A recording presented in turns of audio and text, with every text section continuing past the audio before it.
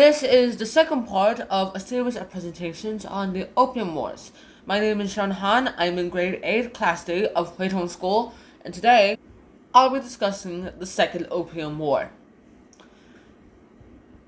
What will be told in this presentation will be the Taiping Rebellion, the storming of the Arrow, the British ship, fighting at Canton, murder of the French missionary, leading to the alliance of England and France, and then troops to Canton, as well as some of the results that will happen in the Second Opium War.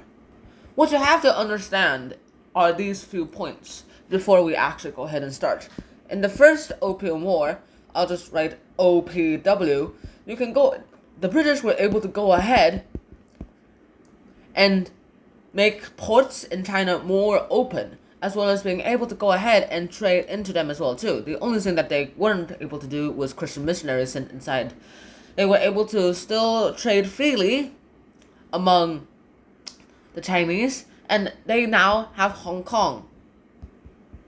Problem is, there are still regulations, and the main product that they need in China, such as opium, is still banned. But opium is still banned, unfortunately.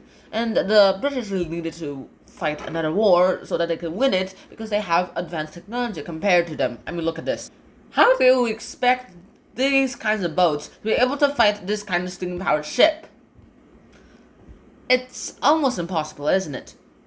Well, that's the thing.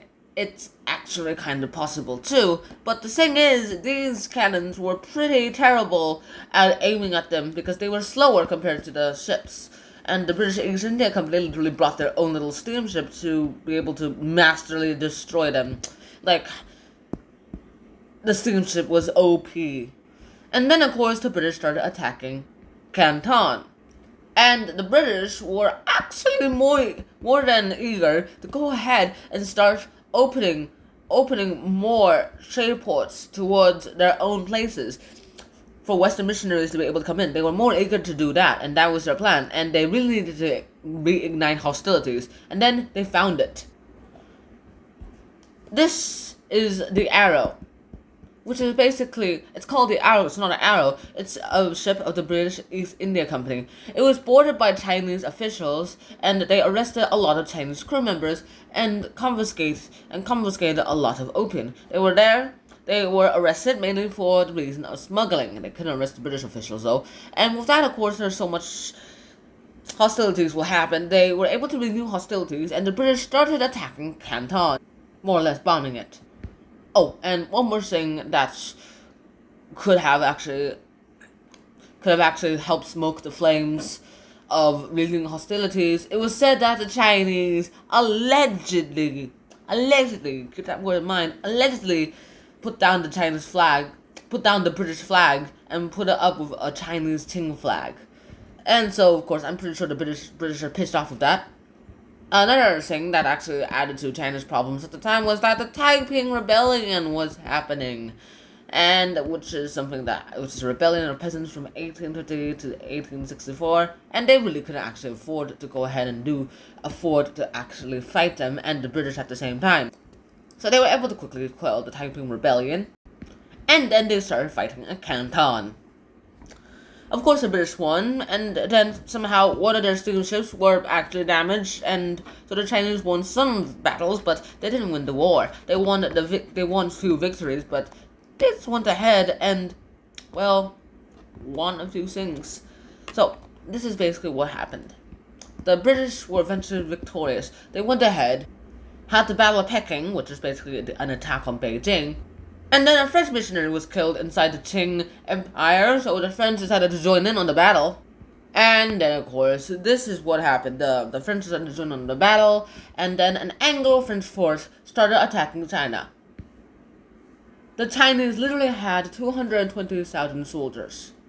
The British had 20,000. And I'm pretty sure the French added just a few more thousand to the mix.